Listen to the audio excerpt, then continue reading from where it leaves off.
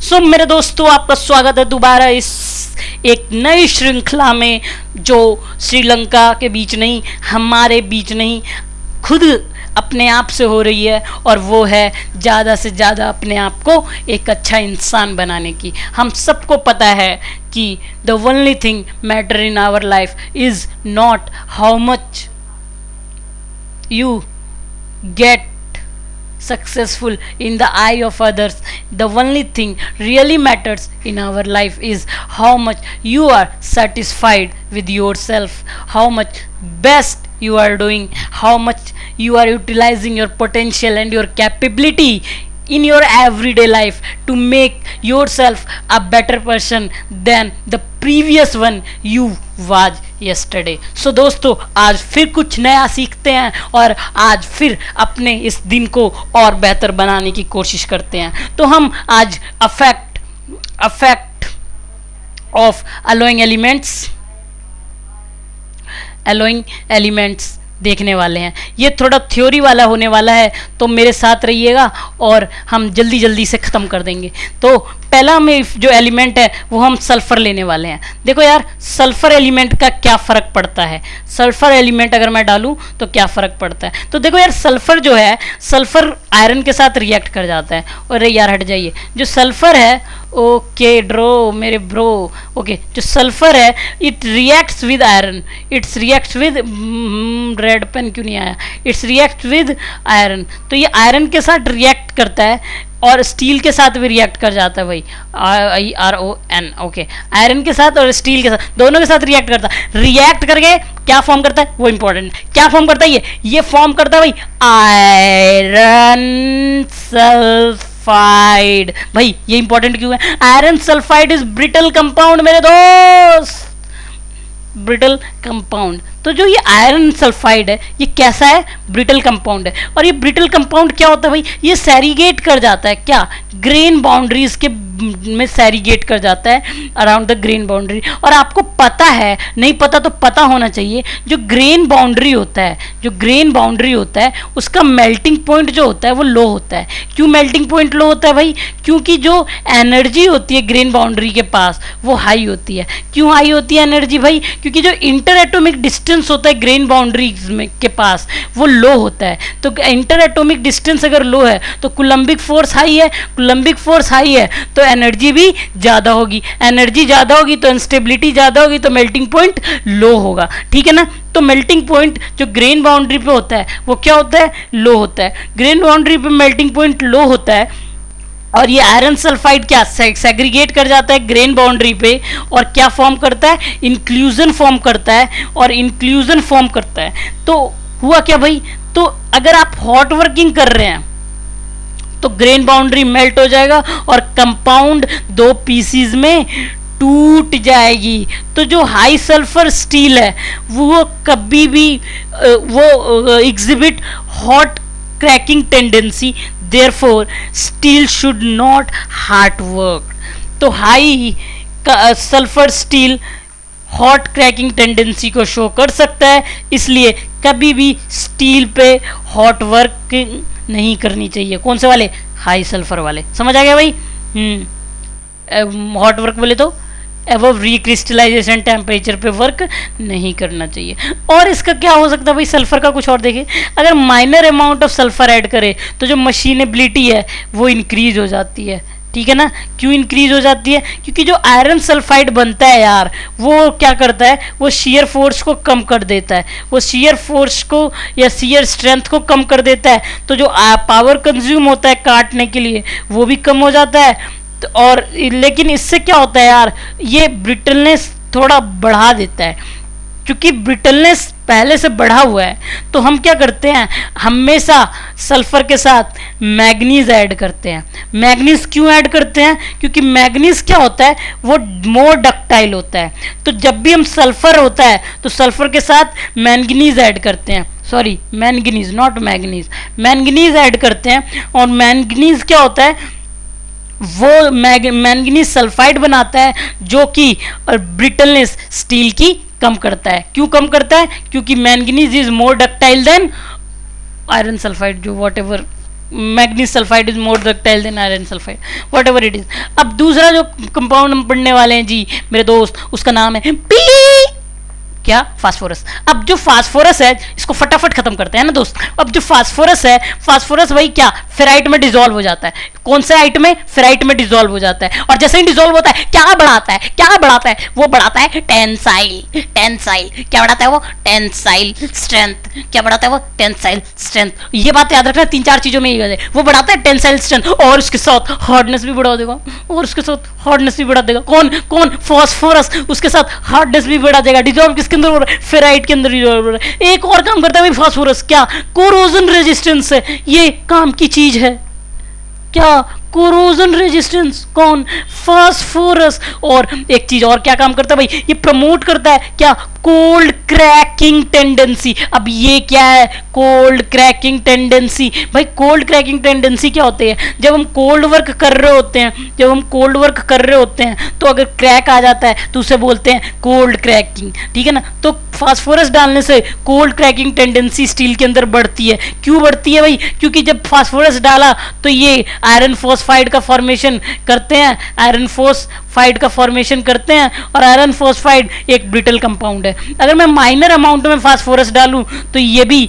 Machinability increase करेगा, किसकी तरह, सल्फर की तरह। अब बात एक और की कर लेते हैं, एक और कौन, अब सिलिकॉन की बात करते हैं, बिल्कुल मक्खन लगा के। क्या, सिलिकॉन वैली की नहीं, सिलिकॉन की बात करते हैं। सिलिकॉन, सिलिकॉन क्या, सिलिकॉन की बात करते हैं। ये भी किसके साथ डिसॉल्व होगा, फेराइट के साथ डिसॉल्व होगा। और ये भी वही धंधा करेगा जो उसने किया। ये कौन सा, स्ट्रेंथ इंक्रीज कर देगा, टेंसाइल स्ट्रेंथ इंक्रीज कर देगा।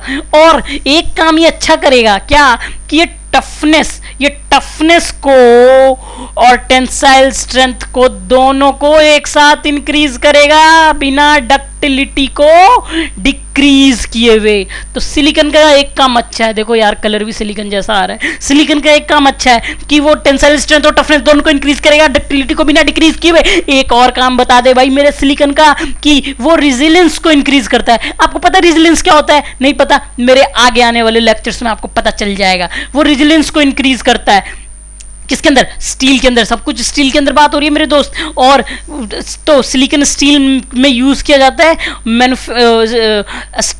Silicon steel are used in manufacturing of steel, ठीक है ना, क्योंकि वो क्या बना रहा है, रेजिलियंस बढ़ा रहा है। सिलिकॉन क्या होता है, मैग्नेटिकली सॉफ्ट होता है। एक थोड़ा सा कॉन्सेप्ट, दो प्रकार के मैग्नेट होते हैं, सॉफ्ट मैग्नेट होता है और हार्ड मैग्नेट होता है। सॉफ्ट मैग्नेट क्या होता है, अगर आप हिस्टेरेसिस कर्व बनाते हैं, हिस्टेरेसिस कर्व बनाते हैं तो कुछ ऐसा लूप आता होगा जी, जो भी होता है बचपन में भूल गया, जो भी हिस्टेरेसिस कर्व बनाते हैं तो जो भी लूप होता है, जो अगर कम एरिया आ रहा है इसका मतलब जो कॉपर लॉस हो रहा है वो कम होगा, और ज़्यादा एरिया आ रहा है इसका मतलब जो कॉपर लॉस हो रहा है वो ज़्यादा होगा। एडिंग तो जो हम क्या होता है, कम एरिया वाले को लेते हैं। क्यों कम एरिया, क्योंकि लॉसेस कम होते हैं, तो उससे जो कम एरिया वाले होते हैं सॉफ्ट मैग्नेट बोलते हैं, और ज़्यादा एरिया वाले को हार्ड मैग्नेट बोलते हैं। तो सिलिकॉन है वो स्टील को मैग्नेटिकली सॉफ्ट बना देता है। तो जो सिलिकॉन स्टील होता है वो उसे क्या यूज़ करते हैं, उसे ट्रांसफॉर्मर, मोटर, जनरेटर में यूज़ करते हैं, क्योंकि जो पावर लॉसेज होते हैं वो क्या होते हैं, मिनिमम होते हैं, क्योंकि एरिया जो होता है कॉपर लॉस होता है वो भी मिनिमम होता है, ठीक है ना। एक बात और क्या याद रखने वाली बात है, क्या, कि वो पावरफुल क्या, डीऑक्सीडाइजर है। कौन, सिलिकॉन, ठीक है भाई। सिलिकॉन कौन, सिलिकॉन क्या पावरफुल, क्या डीऑक्सीडाइजर है। उसके बाद एक और चीज देख लेते हैं कि वो डिकम्पोज करता है सीमेंटाइट को, किसके अंदर, ग्रेफाइट में। कौन डिकम्पोज करता है सीमेंटाइट को, ग्रेफाइट में, हाँ सिलिकॉन। इसलिए इसे ग्रेफाइटाइजर भी बोला जाता है। अब आते हैं भाई एक कंपाउंड में जिसका नाम है मैंगनीज, जिसका नाम है मैंगनीज। तो मेरे दोस्त मैंगनीज ये भी वही धंधा करेगा जो सब करते हुए आ रहे हैं, फेराइट में डिसॉल्व हो जाएगा, और डिसॉल्व होके क्या इंक्रीज करेगा, टेंसाइल, क्या इंक्रीज करेगा, टेंसाइल स्ट्रेंथ इंक्रीज कर देगा, और टेंसाइल स्ट्रेंथ इंक्रीज करते ही और हार्डनेस इंक्रीज भी कर देगा, और हार्डनेस इंक्रीज दोनों कौन करेगा, मैंगनीज। लेकिन ये एक चीज करता है, ये क्वेंच क्रैकिंग प्रमोट करता है। ये क्विंच क्रैकिंग टेंडेंसी को किसके अंदर, स्टील के अंदर प्रमोट करता है, प्रमोट्स प्रमोट्स, लिख देता हूं पूरा, है ना। फिर आगे, अगर स्टील में 14 से 15%, if steel contain 14 to 50% of manganese, तो इसका एक और नाम दे देते हैं, HADFLELDMN,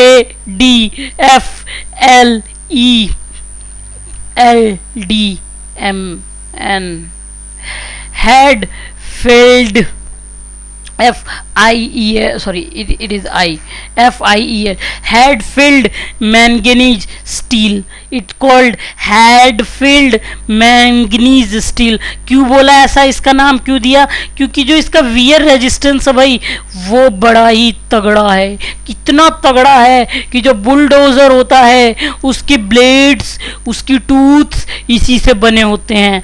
हैड फिल्ड, कुत्ते का नाम लग रहा है, हैड फिल्ड मैंगनीज स्टील, तो इसका रेजिस्टेंस बड़ा तगड़ा है, बुलडोजर के टूथ इसी से बने होते हैं, 14 से 15%। और क्या काम होता है भाई मैंगनीज का? भाई इसको ऑस्टेनाइज स्टेबलाइजर भी कहा जाता है। इसका मतलब ये A1, A3, ACM को डिक्रीज कर देगा और ऑस्टेनाइट को ज़्यादा स्टेबल बना देगा रूम टेम्परेचर पे। अब आते हैं निकल पे। निकल, निकल कौन? कल, निकल। तो भाई कल कभी किसी ने नहीं देखा, लेकिन निकल ने देखा। निकल, निकल क्या होता है? ये भी क्या डिजोल्व किसमें? फेराइट में। क्या बढ़ाएगा? टेंसाइल स्ट्रेंथ और टफनेस, बिना डिक्रीज किए हुए। क्या? डक्टिलिटी। दोबारा रहा हूं, dissolve in ferrite and increase strength, tensile strength and toughness without decrease in ductility. तो ये एक काम हो गया भाई। दूसरा काम क्या करेगा? ये इंक्रीज करता है भाई ऑक्सीडेशन रेजिस्टेंस। ये इंक्रीज करता है कौन? निकल,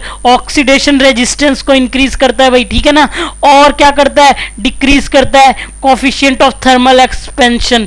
तो ये डिक्रीज करता है क्या भाई? कोफिशिएंट ऑफ थर्मल एक्सपेंशन को डिक्रीज करता है। एक चमत्कार की बात बताऊं भाई, अगर स्टील में 36% निकल है तो इसको इनवार बोलते हैं। क्या? इनवार स्टील बोलते हैं। और ये एक ऐसा स्टील है जो practically which have got zero coefficient of thermal expansion. निकल भी ऑस्टेनाइटिक स्टेबलाइजर है, किसकी जैसे? मैंगनीज के जैसे। तो ये भी A1, A3 और ACM टेम्परेचर को डिक्रीज करेगा।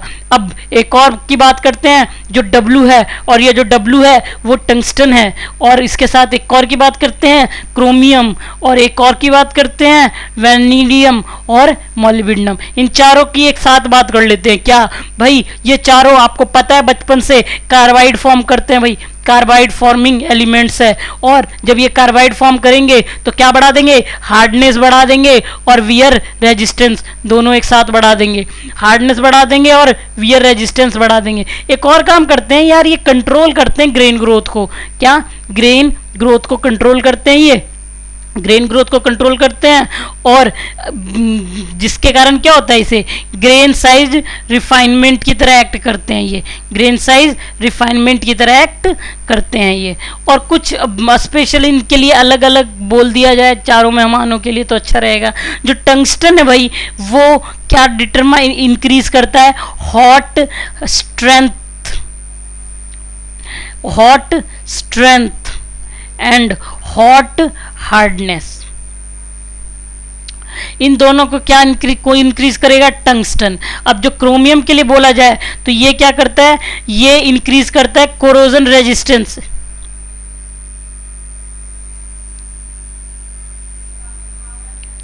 और अगर मैं वैनीडियम के लिए एक बात बोलूं भाई, वैनीडियम के लिए मैं बात बोलूं, कोरोजन रेजिस्टेंस आपको पीछे एक और मैं पढ़ाया, फास्फोरस भी यही काम कर रहा था। अगर मैं वैनीडियम के लिए बात बोलूं भाई, तो वैनीडियम क्या करता है? इंड्योरेंस स्ट्रेंथ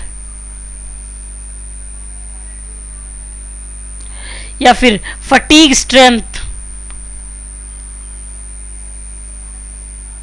उसे इंक्रीज करता है। और अगर मैं मोलिब्डेनम की बात बोलूं तो ये क्रीप स्ट्रेंथ को इंक्रीज करता है।